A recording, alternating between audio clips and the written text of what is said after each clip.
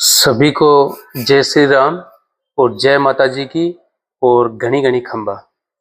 तो मैं मेरे सभी भाइयों के सामने मेरा एक विचार रख रहा हूँ कि कल मैंने एक वीडियो देखा था। उसमें अपने श्रवण चौधरी जी जो बॉस साहब है उनका वीडियो था और उन्होंने वीडियो में ऐसा बोला कि अभी जो सरपंच के चुनाव आने वाले हैं पंचायत के, तो पंचायत के जब चुनाव आएंगे तो मैं उसमें पंचायत में चुनाव के दौरे पे आऊँगा और मैं मेरी पूरी भागदौड़ करूँगा और पूरी कोशिश करूँगा।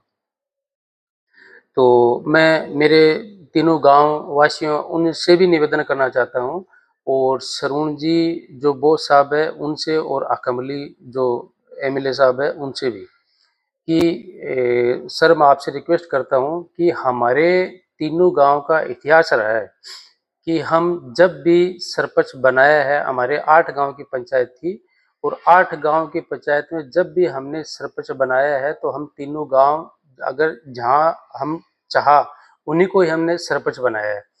तो ये हमारा इतिहास रहा है और हम सब मिलकर ही बनाते हैं। हम मतलब तीनों गांव हमारा एक ही पेटे के गांव है, एक ही खानदान है। सब हम चाचा ताऊ बड़े सब गुजर हमारे हैं।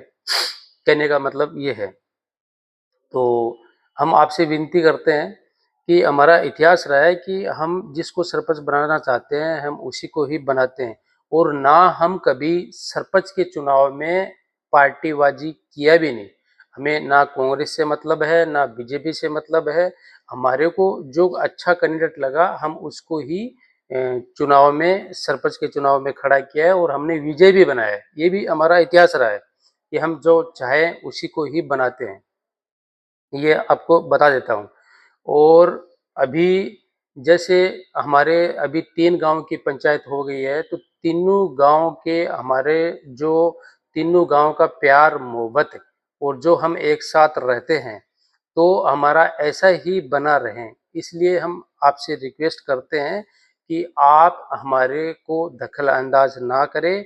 हम सरपंच के चुनाव में हम हमारे हिसाब से देखेंगे हमको किसको खड़ा करना है, क्या करना है, किसको वोट देना है। और जब आपका एमएलए का चुनाव आएगा तो हम आपको वोट देंगे। मैं खुद बीजेपी का वोटर हूँ। हम आपके लिए मेहनत भी करेंगे, हम वोट भी आपको दिलाएंगे। हाँ ठीक है, जो कांग्रेस के वोट है वो कांग्रेस को देंगे, बीजेपी का वोट है वो बीजेपी को देंगे। लेकिन सरपंच के चुनाव के अंदर हम ऐसा कभी भेदभाव करते भी नहीं है और ना हमारे तीनों गांव में ऐसा सिस्टम है। तो कृपया आपसे विनती है कि कृपया आपसे विनती है। चेतन भाई नहीं आया, बोलिए। शेखर भाई बाहर गए। बाहर गए, हाँ दोनों, हाँ।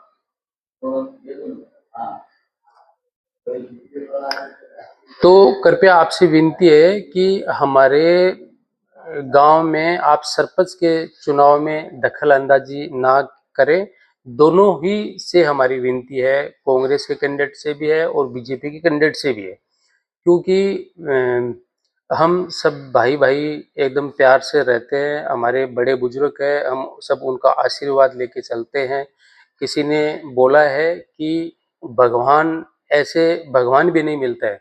भगवान भी जब मिलता है कि हम पहले अपने बड़ों का आदर करें और उनका संस्कार करें और जब उनका आशीर्वाद लेके ही भगवान सुनता है।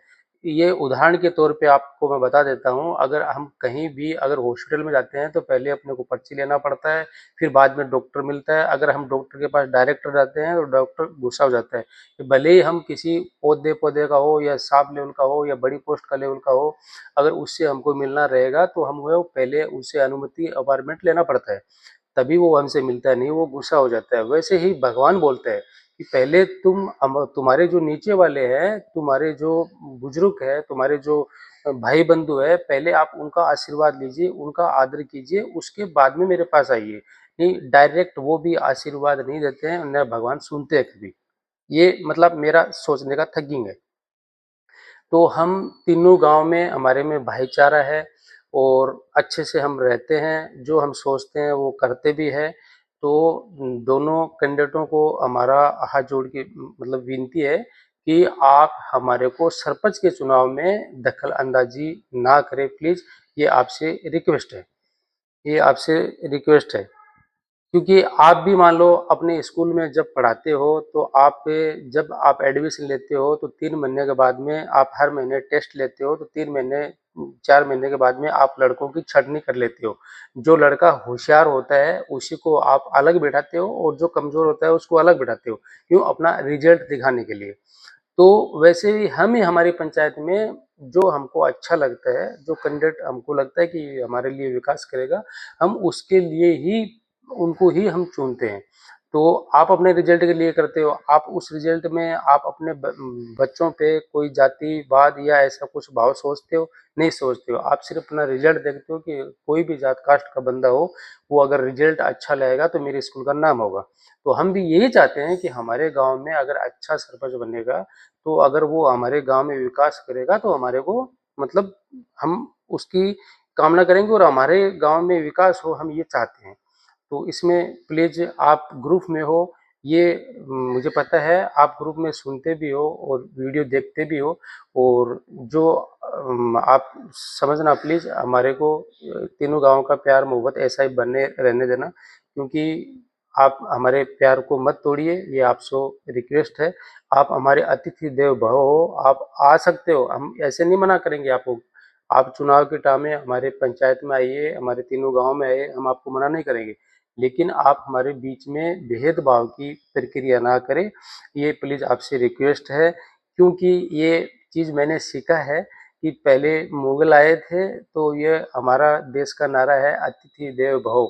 तो मुग़ल अतिथि के तौर पे आए थे, हमारी पूरी वाट लगा के चले गए, और उसके बाद में अंग्रेज़ आए थे, वो अतिथि देवो भव, हम उसका भी वैसा ही स्वागत किया, उन्होंने ही हमारी वाट लगा के चले गए। तो हम आपसे यही विनती करते हैं कि हमारी पंचायत की वाट ना लगाएँ, हमारी पंचायत जैसी है, हम सब भाई-बंधु एक साथ रहते हैं, प्यार से रहते हैं, और जैसा हम हैं वैसा बढ़िया है। और आगे आपके एक एमएलए चुनाव में हम आपका फुल सपोर्ट करेंगे, दोनों का ही करेंगे, ऐसा नहीं है।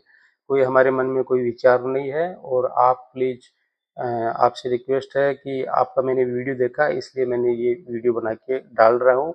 अब की बार हम लादूसी को ही विजय बनाएँगे, और हमारी पूरी कोशिश रहेगी तीनों गाँव की कि हम तीनों गाँव विकास चाहते हैं। वो बढ़िया हमको कैंडिडेट लगा है, और इसलिए हम सब उनको ही विजय बनाना चाहते हैं। तो सभी मेरे भाई-बंधुओं से विनती है कि हमको कोई भेदभाव, कोई मतलब अपने मन में विचारधारा या गलतफ़हमी या अपने को मनमुटाव अपने तीनों गाँव में नहीं होना चाहिए। हमारा प्यार वैसा ही बना रहना चाहिए, जैसे हम पहले एक थे, आज एक है, आगे भी एक रहने की कोशिश करेंगे और एक रहेंगे, और सभी को ये ही हमको शिक्षा देनी है।